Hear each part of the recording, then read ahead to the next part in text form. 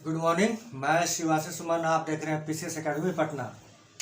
आज हम लोग प्रतियोगिता दर्पण मई महीना का देखने वाले हैं, मई 2024, और उसका राष्ट्रीय घटनाक्रम का हम लोग एनालिसिस करेंगे। देखिए यहाँ पर कुछ टॉपिक है, उस टॉपिक को हम लोग एनालिसिस करेंगे, तथ्यों के साथ उसका विश्लेषण करेंगे। चलिए शुरू करते हैं।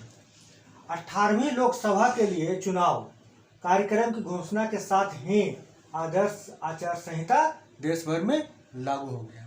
देश में 18वीं लोकसभा चुनाव का सीजन चल रहा है, मौसम अभी चल रहा है ना, चुनाव हो रहा है। तो चुनाव आयोग ने घोषणा कर दिया है 18वीं लोकसभा चुनाव का। तो जैसा कि हम लोग को पता है कि 17वीं लोकसभा का कार्यकाल आपका 16 जून 2024 को समाप्त हो रहा था। 17वीं लोकसभा का कार्यकाल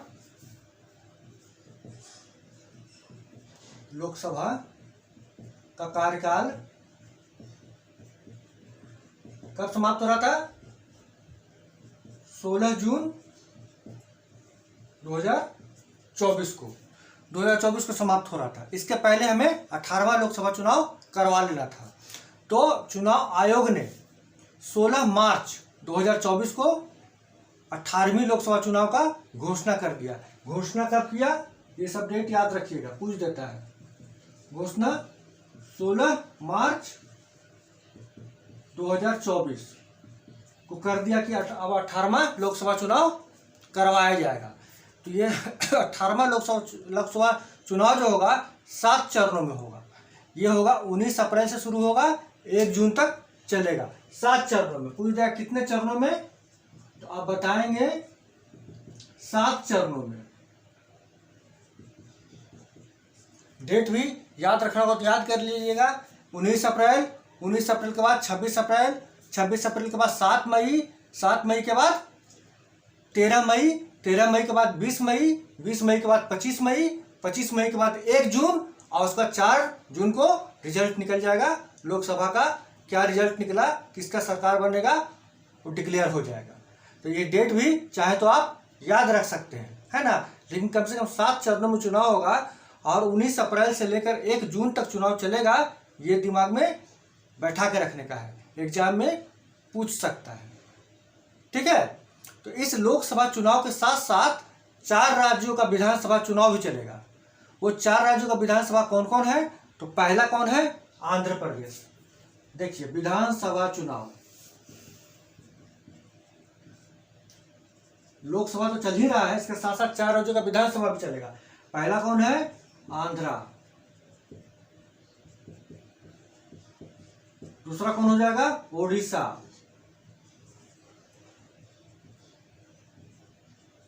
तीसरा हो जाएगा अरुणाचल प्रदेश, और चौथा हो जाएगा सिक्किम। इन 4 राज्यों का भी विधानसभा का चुनाव होने जा रहा है इस लोकसभा के साथ साथ। ठीक है। इसके साथ साथ 13 राज्यों का 26 रिक्त विधानसभा का भी चुनाव करवाया जाएगा। 13 राज्यों का, कुल 13 राज्यों का 26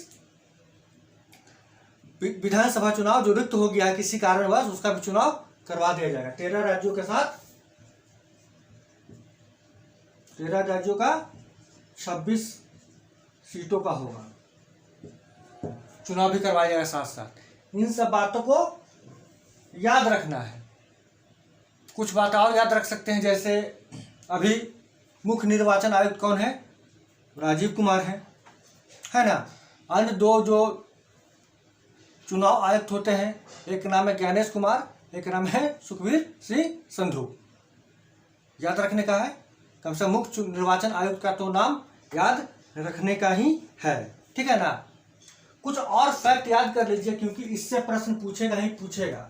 लोकसभा चुनाव से प्रश्न रहेंगे एग्जाम में, तो पूछ सकता है क्या इसके अलावा कि टोटल 543 सीट में से कितना सीट जो है वो एससी के लिए आरक्षित है, एससी और एसटी के लिए, है ना।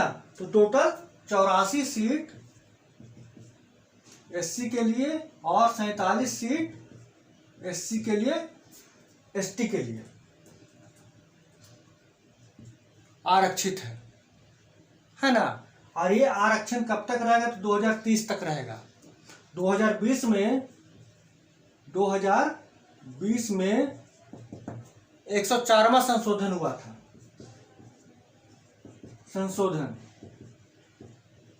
संविधान संशोधन हुआ, उसके तहत 10 वर्ष के लिए इस आरक्षण को और बढ़ा दिया गया है, और बढ़ा के कर दिया गया है कि आरक्षण कब तक लागू रहेगा, 2030 तक लागू रहेगा। पूछ सकता है, यही घुमा के बोल देगा कि एसटी आरक्षण के लिए कैमा संशोधन किया गया था लोकसभा में सीट के लिए, तो 104वां संशोधन। ठीक है, तो इन सब बातों को भी ध्यान में रखना है, क्योंकि प्रश्न कैसे पूछेगा वो प्रश्न सेट करने पर डिपेंड करता है, लेकिन इस टॉपिक से प्रश्न रहेगा। ठीक है। दूसरी बात, एक बात और याद रखिएगा कि 104वां संशोधन जब हुआ था 2020 में, तो 2 एंग्लो इंडियन के लिए आरक्षित किया जाता है लोकसभा में। उसका आरक्षण का प्रावधान, यानी उसका जो आरक्षण का जो रहता है उसको नहीं, डेट आगे नहीं बढ़ाया गया। SC ST के लिए तो 10 साल आगे बढ़ा दिया, लेकिन एंग्लो इंडियन वाला के लिए नहीं बढ़ाया। एंग्लो इंडियन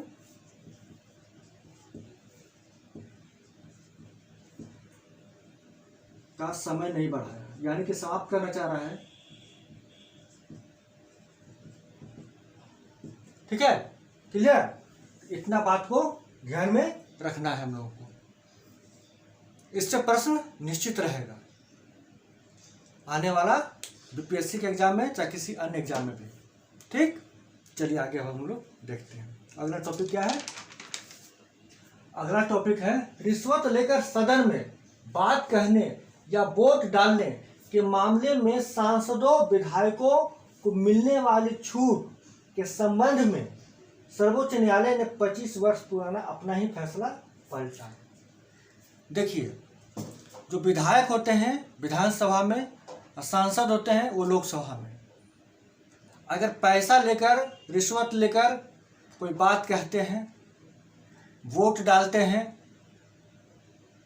तो उस पर आपराधिक मुकदमा नहीं चलता था सुप्रीम कोर्ट में। सुप्रीम कोर्ट का फैसला था कि ये उनका विशेष अधिकार है, संसदीय विशेष अधिकार है, संसद के अंदर वो जो काम करते हैं उसके लिए न्यायपालिका उत्तरदायी नहीं हो सकता है, न्यायपालिका उसके अगेंस्ट कोई कार्रवाई नहीं कर सकता है, वो उनका संसदीय विशेष अधिकार है। ये विशेष अधिकार उन्हें संसद के द्वारा प्राप्त होता है। ठीक है, लेकिन अब सुप्रीम कोर्ट ने अपना फैसला बदल दिया है। सुप्रीम कोर्ट ने अपना फैसला बदल दिया है, और बदल के क्या कर दिया कि वो सुप्रीम कोर्ट मानता है कि अगर कोई सांसद या विधायक रिश्वत लेते हैं और रिश्वत के बदले में जाकर लोकसभा में वोट डालते हैं और अपना बात करते, प्रश्न करते हैं, या विधायक विधानसभा में बात करते, प्रश्न करते हैं, तो वो उन पर आपराधिक मुकदमा दायर होगा, क्योंकि जो डील हुआ है, पैसा का लेन देन हुआ है, या जो सहमति बना है, वो तो संसद के बाहर में ही जो करना था कर लिए थे। संसद में तो केवल क्रियान्वयन हुआ है, अपराध तो संसद के बाहर किए ना, पैसा लेन देन करने का। तब इन पर आपराधिक मुकदमा दायर अब होगा। अब सांसद को अनुच्छेद 105 के तहत और विधायक को अनुच्छेद 194 के तहत किसी भी तरह का विशेषाधिकार प्राप्त नहीं होगा, उन पर आपराधिक मुकदमा दायर होगा। यह सुप्रीम कोर्ट का 7 सदस्यीय पीठ ने फैसला किया, और जो 23 साल पहले 25 वर्ष पुराना, जो 25 वर्ष पुराना फैसला किया था सुप्रीम कोर्ट ने कि ये उनका विशेष अधिकार है, सांसद और विधायक का विशेष अधिकार है, उसको पलट दिया। यह फैसला 25 वर्ष पहले क्या हुआ था कि जामुमो JMM का जो रिश्वत कांड हुआ था नरसिम्हा राव के साथ, वोट डालने के लिए रिश्वत दिया गया था, है ना। JM के CB सोरेन उसमें फंसे थे। वही मामला पर सुप्रीम कोर्ट उस समय 5 सदस्यीय पीठ ने फैसला किया था कि नहीं, ये चूंकि सांसद का विशेष अधिकार है, उस संसद में घटना घटा, इसलिए ये मामला कोर्ट में नहीं आ सकता है।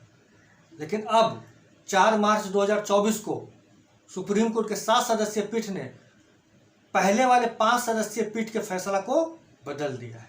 क्योंकि 5 सदस्यीय पीठ के फैसला को बदलने के लिए उससे बड़ा पीठ होना चाहिए था। तो 7 सदस्यीय पीठ ने उसको बदल दिया और अब सांसद को अनुच्छेद 105 के तहत और विधायक को अनुच्छेद 194 के तहत किसी भी तरह का विशेषाधिकार नहीं मिलेगा अगर वो रिश्वत लेकर वोटिंग डालते हैं।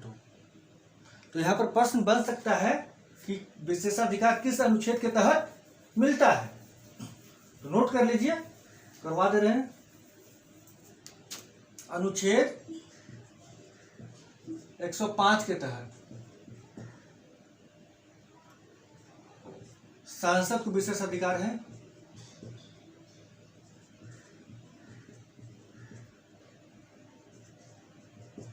और अनुच्छेद 194 के तहत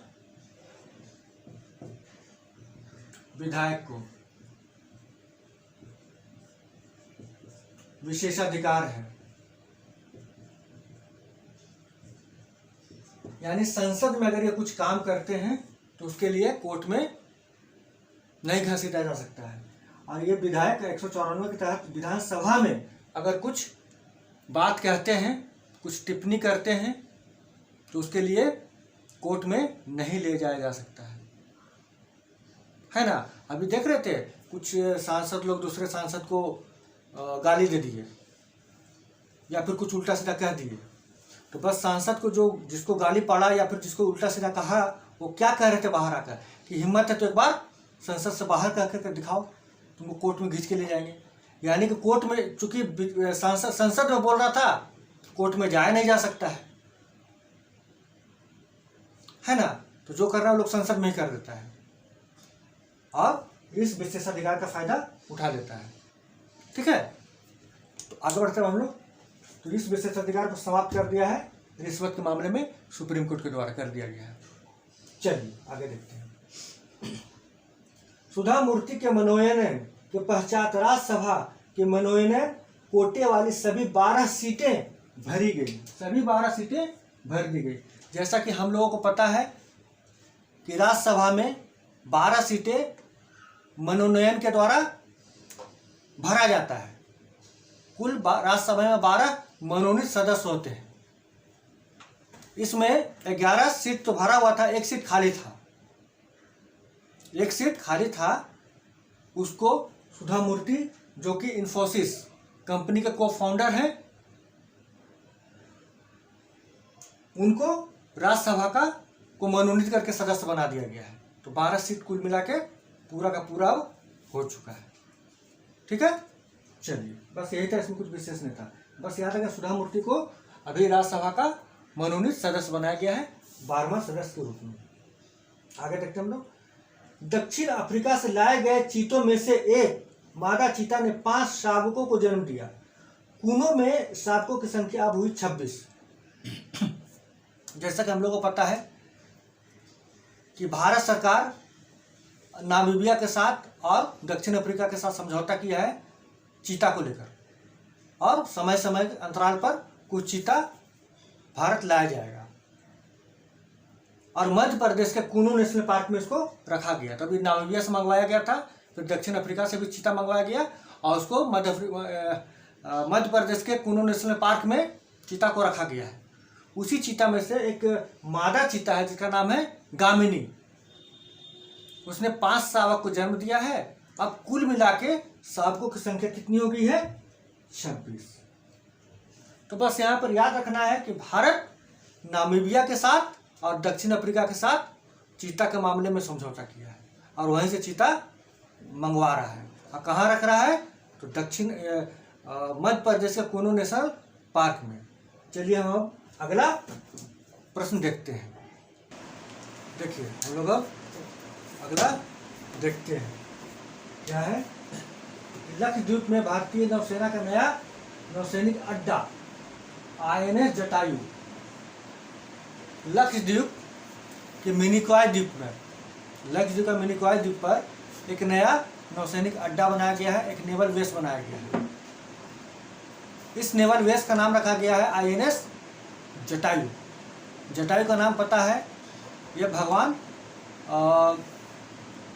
ये जब रामायण में रावण माता सीता का हरण कर लेता है तो जटायु जो रहते हैं माता को बचाने के लिए संघर्ष करते हैं और अपना प्राण का आहुति दे देते हैं।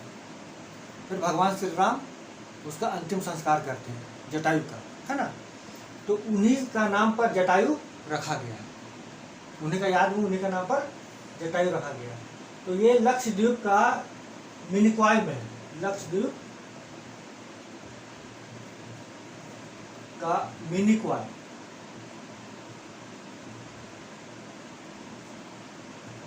INS जटायु बनाया गया। तो क्या है, एक नेवल बेस यानी कि नौसैनिक अड्डा है, सैनिक अड्डा। ये क्यों बनाया गया? यह मुख्य रूप से समुद्री लुटेरा जो होता है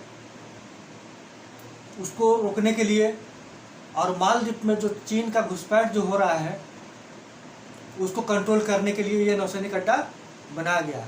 ये लक्षद्वीप एकदम दक्षिण में है और मालदीव से एकदम समीप पड़ता है। तो वहाँ से भारत दोनों काम कर लेगा। भारत एक ऑपरेशन संकल्प चला रहा है समुद्री लुटेरा से समुद्री क्षेत्र को सुरक्षित करने के लिए, क्योंकि जो अरब सागर का जो पश्चिमी क्षेत्र है, भारत का जो पश्चिमी क्षेत्र है, वो व्यापारिक मार्ग बड़ा ही बिजी मार्ग है, उसको सुरक्षित करना जरूरी है। ऑपरेशन संकल्प चला रहा है, तो इस नेवल बेस से ऑपरेशन संकल्प को भी पूरा कर सकेगा वो, और चाइना पर नज़र भी रख पाएगा जो कि मालदीव में घुसपैठ करके भारत को घेरने का प्रयास कर रहा है। तो दो तरह का काम इस पर होगा, ठीक है ना। वैसे लक्षद्वीप कावारत्ती में एक पहले भी नेवल बेस बनाया जा चुका, तो उसका नाम था द्वीप रक्षक, है ना। इसके पहले लक्षद्वीप में ही कावारत्ती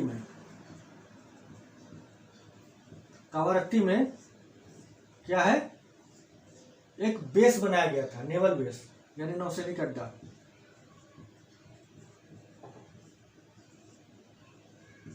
नौसैनिक अड्डा बनाया तो उसका नाम था द्वीप रक्षक, ठीक है। तो इतना बातों को याद रखना हम लोगों को, क्लियर। आगे बढ़े, चलिए। नदी के जल प्रवाह के नीचे सुरंग में चलने वाली पहली मेट्रो ट्रेन। कोलकाता में एक मेट्रो ट्रेन चलाया जा रहा है जो हुगली नदी के नीचे चलेगी। यह भूमि यानी सतह से 33 मीटर नीचे और नदी के तलहटी से 13 मीटर नीचे वो सुरंग का निर्माण हुआ है। इस सुरंग में EPBM नाम का टेक्नोलॉजी लगाया गया। EPBM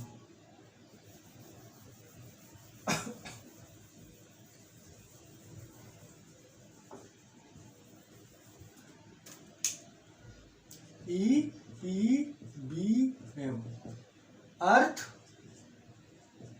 pressure balancing machine. ये जर्मनी से मंगवाया गया है, ये मशीन को जर्मनी से, ठीक है ना, जर्मनी से मंगवाया गया है इस मशीन को। EPBM earth pressure balancing machine. ये हुगली नदी के नीचे लगाया गया है सुरंग में, और उसी सुरंग से मेट्रो पार करेगा। तो बस याद रखना है, ये कोलकाता में ऐसा सुरंग बना है हुगली नदी के नीचे, जिसके सुरंग से मेट्रो ट्रेन पास करेगा, ठीक है। चलिए आगे बढ़ते हैं। 4 वर्ष पूर्व संसद में पारित नागरिकता संशोधन अधिनियम यानी CAA लागू हो गया है। दिसंबर 2019 में CAA को दोनों सदनों से पारित कर दिया गया, राष्ट्रपति के द्वारा अनुमोदित कर दिया गया। अब 11 मार्च 2024 को इसे नोटिफाई कर दिया गया है, यानी अधिसूचित कर दिया गया इसको। अब अधिसूचित करने के बाद, नोटिफाई करने के बाद ये पूरा देश में लागू हो गया CAA। इसके तहत अफगानिस्तान, पाकिस्तान और बांग्लादेश से जो भी गैर मुस्लिम अल्पसंख्यक भारत में आए हैं 31 दिसंबर 2014 के पहले, और उनके पास कागजात नहीं है लेकिन आने का आधार प्रताड़ना है, तो वैसे लोगों को भारत का नागरिक के रूप में स्वीकार कर लिया जाएगा, उन्हें नागरिकता दे दी जाएगी। यह कानून देश में लागू हो चुका है, 11 मार्च 2024 से लागू है। ठीक है, तो पूछ सकता है कि कब से लागू है। 11 मार्च 2024 डेट याद रखिएगा, क्योंकि इसी समय अधिसूचित हुआ। जब तक अधिसूचित नहीं होगा तब तक कानून लागू नहीं होगा। भले ही संसद से पारित हो जाए, भले ही राष्ट्रपति साइन कर दें, लेकिन जब तक अधिसूचित नहीं होगा तब तक लागू नहीं होगा। लेकिन 11 मार्च 2024 को सीएए 11 मार्च 2024 को अधिसूचित हुआ। ठीक है, इतना याद रखना है। 11 मार्च 2024 ये बहुत बड़ा कानून है, बहुत बड़ा घटना है। इससे प्रश्न निश्चित रूप से पूछा जा सकता है, एक लोकसभा वाला से 18वीं लोकसभा से, एक सीए से, क्योंकि देश भर में इससे इस पर प्रभाव पड़ा है इस कानून से, तो याद रखिएगा इसको। चलिए आगे देखते हैं। 2023-24 के लिए 30 पुरुष क्रिकेटर बीसीसीआई द्वारा अनुबंधित। बीसीसीआई जो है एक साल के लिए जो खिलाड़ी होते हैं, जो क्रिकेटर होते हैं, उसको अनुबंधित करता है, कॉन्ट्रैक्ट साइन करवाता है। कॉन्ट्रैक्ट साइन करवाने के लिए A+, A, B और C 4 कैटेगरी होता है। A+ में सबसे महत्वपूर्ण खिलाड़ी आते हैं। इसका तो कम से कम याद रखिए, 30 खिलाड़ी याद रखने की जरूरत नहीं है, कम से कम A+ का याद रखना है, जिसमें से रोहित शर्मा है, जानते हैं आप लोग, विराट कोहली, जसप्रीत बुमराह,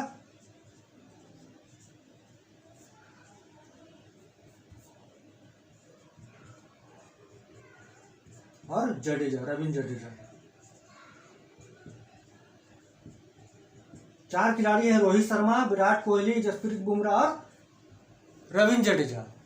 ये A+ में शामिल कर लिया गया, अनुबंधित कर लिया गया।